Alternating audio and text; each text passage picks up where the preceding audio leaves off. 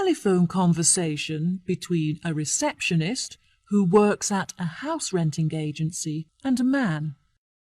First, you'll have some time to look at questions 1 to 4.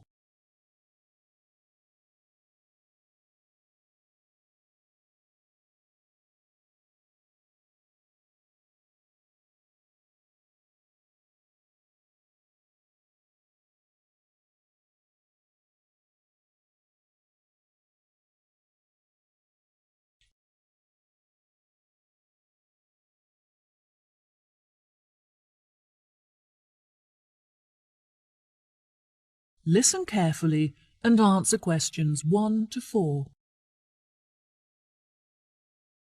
Hello, how can I help you today? Yes, hello. I'm just phoning you as I have seen an advertisement on your website for a property that I'm interested in renting. If possible, I'd like to find out some more information before I organise a viewing. No problem at all. What is the address of the property that you'd like to inquire about? It's 21 North Avenue. Okay, what is it that you'd like to know?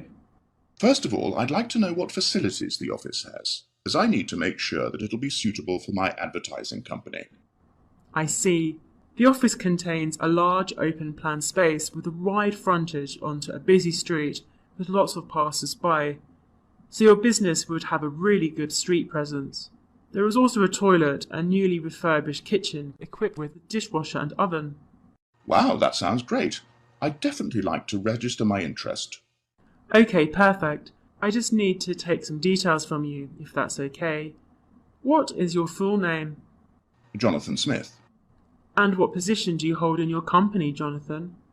Until recently I was sales manager. However, I've recently been promoted to regional manager, so I'll be in charge of running our new office. Can I ask where the office is located? Yes, of course. It's located downtown, just around the corner from Royal Square Shopping Centre. That's a bit too far out of the centre for my liking. I'd much prefer to be located in close proximity to the station. Do you have any property located in that vicinity? It would help me to narrow down the results if you could tell me how many employees you intend to have working in the office. Our branch is made up of 30 employees, and we'd like some extra space for meetings and presentations. Most average office spaces are around 8,000 square feet, but it sounds like you would need more space than that. I think that 10,000 square feet would be more suitable for your needs. Now, let's see, we have 10 properties that match those criteria, so let's try and narrow it down. Before you hear the rest of the conversation, you have some time to look at questions 5 to 10.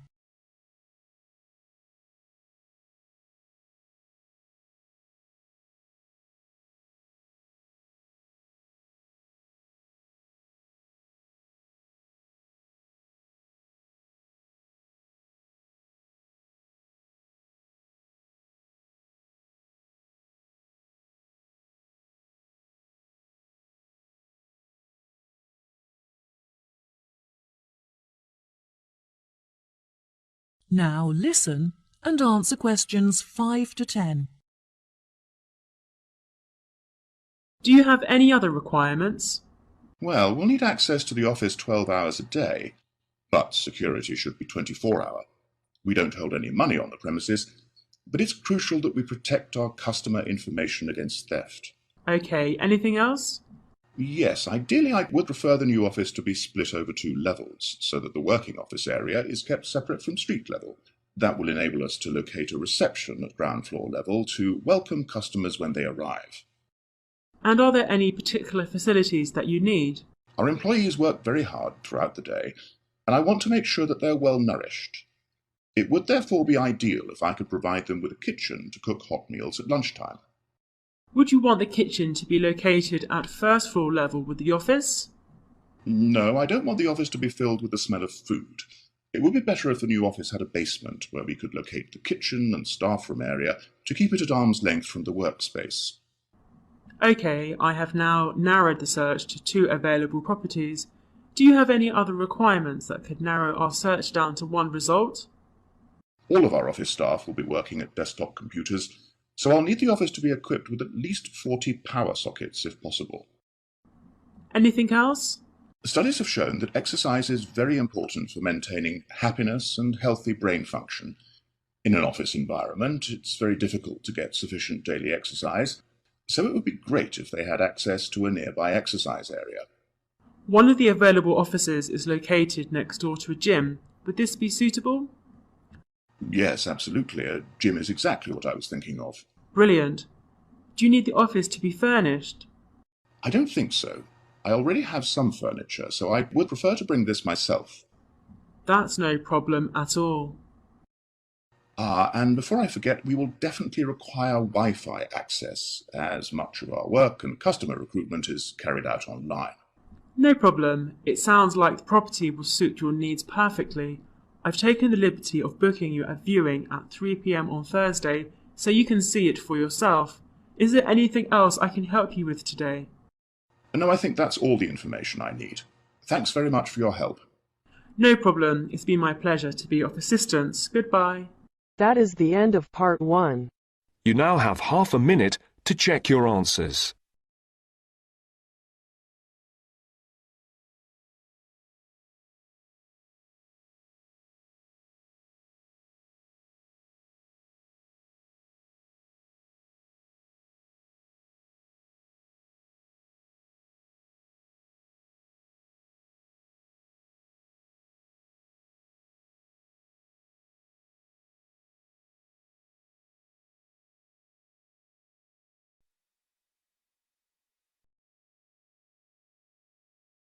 Now turns to part 2.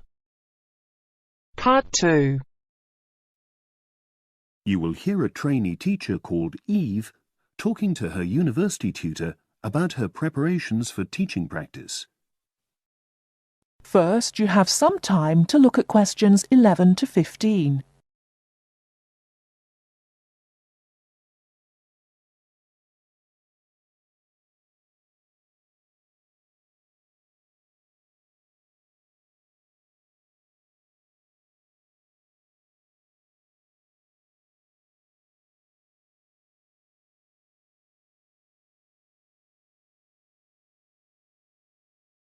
Now, listen carefully and answer questions 11 to 15.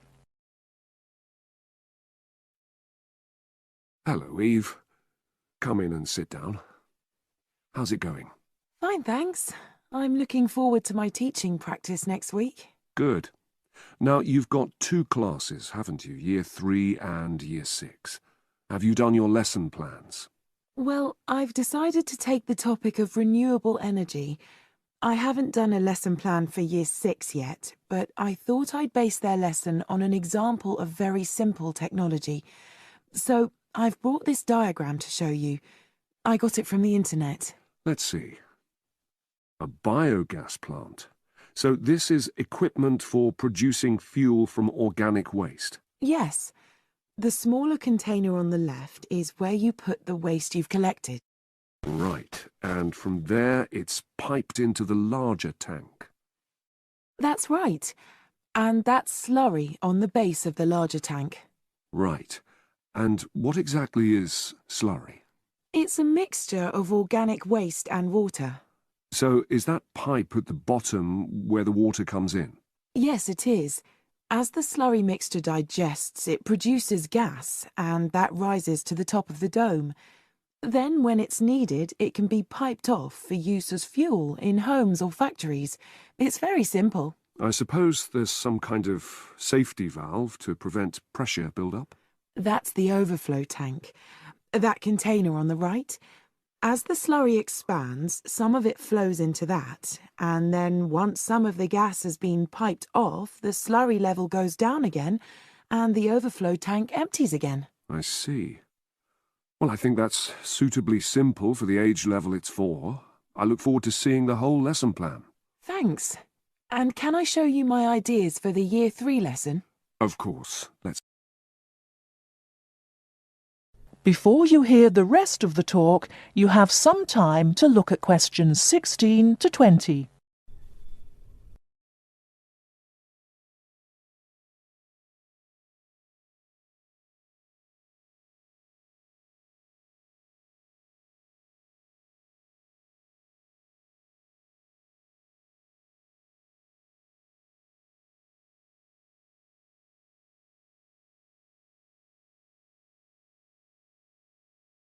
Now listen and answer questions 16 to 20.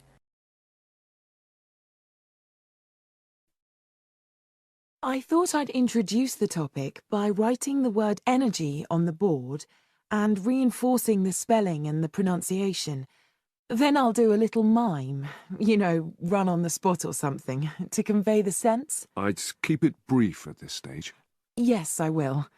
Then I'll wipe the word off and write the question, where does energy come from? And see what the pupils come up with. Fine. I'd suggest that you just brainstorm at this stage and don't reject any of their suggestions. Yes, that's what I was going to do.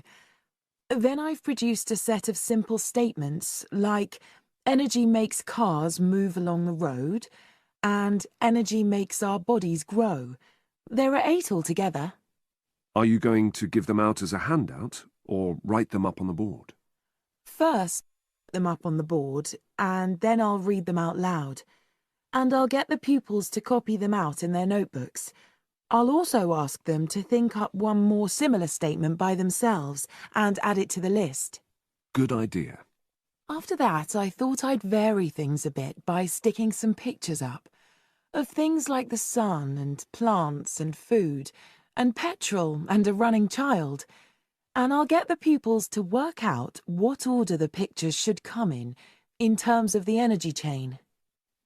I think that's a very good idea. You could move the pictures around as the pupils give you directions. Yes, I think they'd enjoy that. And to finish off, I've made a gap fill exercise to give out. They'll be doing that individually, and while they're writing, I'll walk round and check their work. Good. And have you worked out the timing of all that? It'll probably take you right through to the end of the lesson. That is the end of part 2. You now have half a minute to check your answers.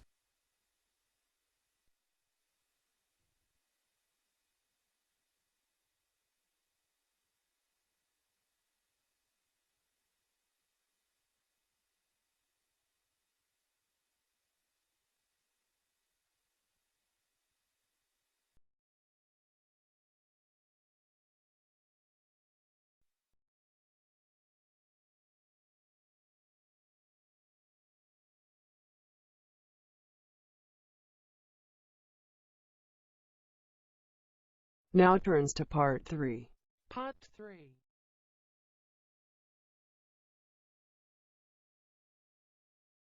You will hear a discussion between a business student called Marco and his personal tutor about the courses that Marco should take. First, you have some time to look at questions 21 to 23 on page 5.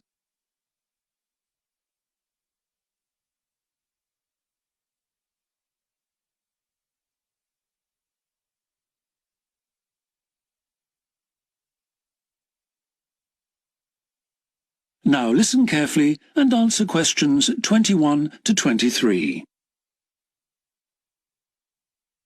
Hi, Marco. Come in. Thanks. I've got a bit stuck trying to select courses for next semester. Could you help me, please? Of course. Sit down. First of all, most people just go for the areas of business that they're interested in, but even if something doesn't look very stimulating, it's important that you can use it once you get a job. It's not much good choosing areas that aren't going to be helpful later on. Right. I want to go into management, so I'll need to think about that. And should I start specialising in a particular area yet? I don't think that's wise at this stage. It's better to aim for a wide variety of subjects, especially as management covers so many possibilities. You shouldn't be limiting your choices for later on. Yes, I see. You should also look at how the course is made up. Will you have regular seminars and tutorials, for example, as well as lectures? OK. Some of the lecturers are quite big names in their fields, aren't they? Mm-hmm. Should I aim to go to their courses? Well, remember that the lecturers who aren't well known may still be very good teachers. I'd say we have a consistently high standard of teaching in this department, so you don't need to worry about it. Before you hear the rest of the discussion, you have some time to look at questions 24 to 30 on pages 5 and 6.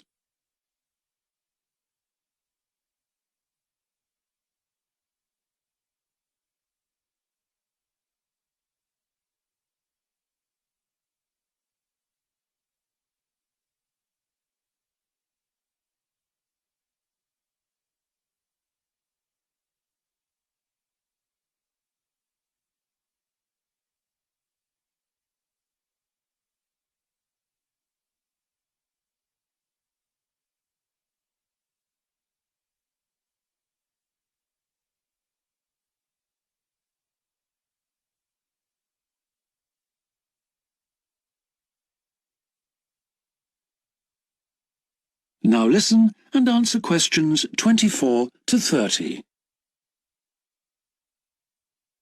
Good. Well, that's a great help. Now, last time we met, you mentioned doing team management, didn't you? That's right. I'm still quite keen on the idea.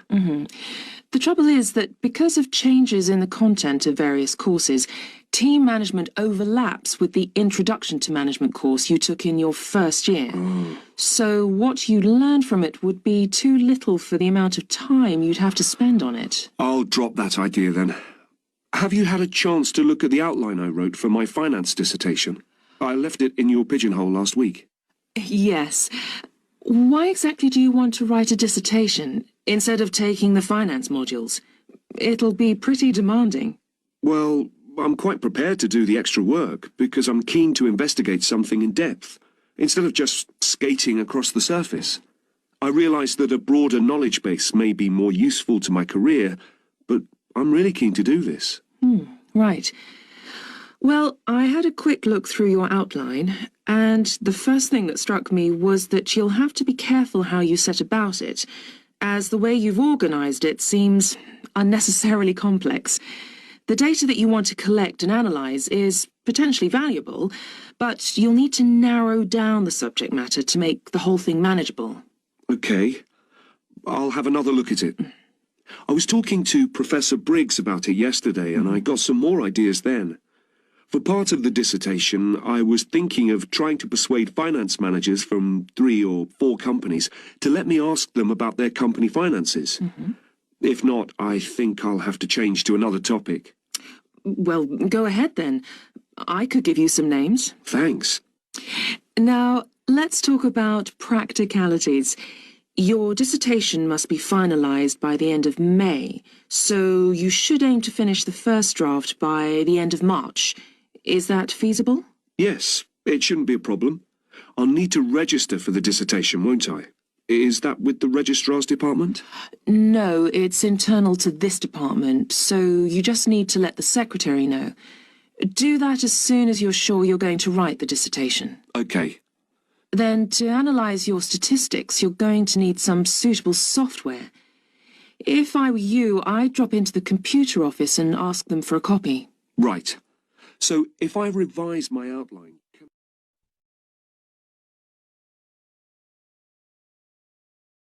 That is the end of part 3. You now have half a minute to check your answers.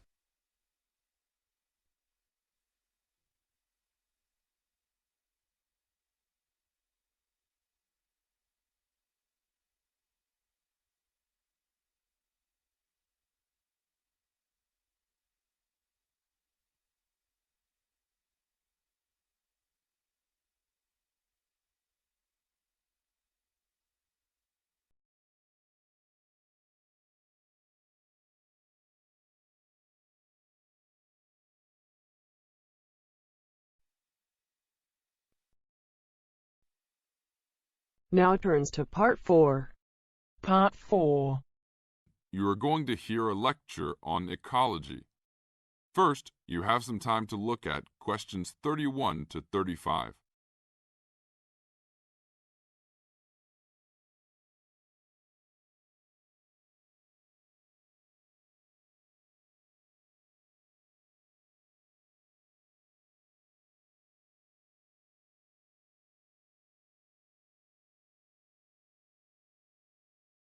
Now listen to the tape and answer the questions.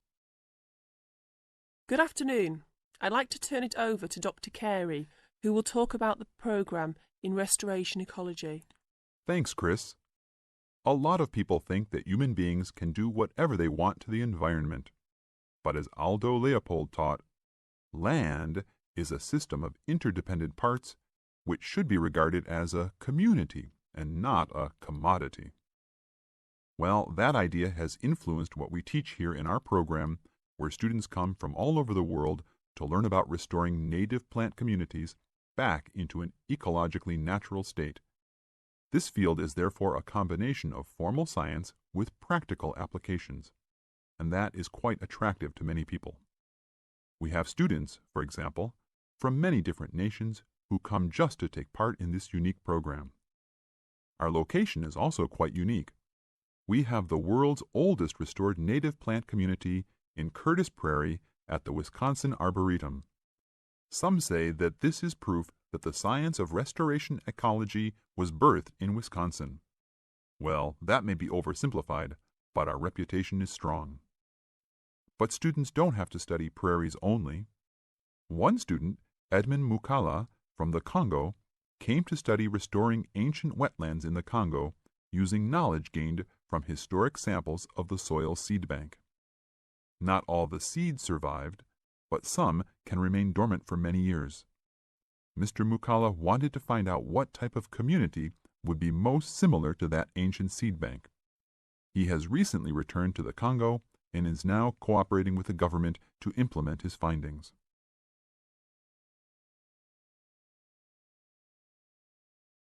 Now look at questions 36 to 40.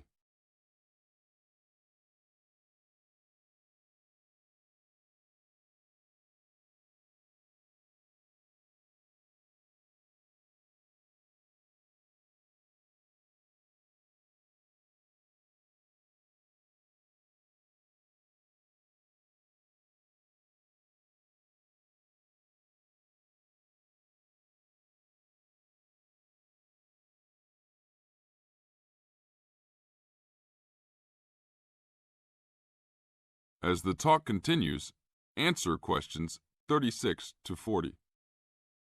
So the only prerequisite for doing research here is that it is a native plant community. That means not just prairies, but wetlands, woodlands, savannas, and other environments. We're proud of the diversity of research topics in our program. And we continue to grow. This year we have 32 new students from 8 different countries. When students first arrive, they begin rigid coursework in statistics, ecology, plant identification, and the theory of landscape change. Then they take part in internships at local conservation agencies such as the Arboretum, the Nature Conservancy, the Parks Department, and others. We find internships to be crucial in helping students apply the knowledge they have gained in the classroom. And we're proud to say that, since the beginning, we have graduated 277 students with master degrees from our programs and 122 students with PhDs. Some have gone on to bigger and better things. One graduate is now the director of the Worldwide Fund for Nature in China. Another is the director of Parks Development in California. And others now lead their own research departments in universities around the world.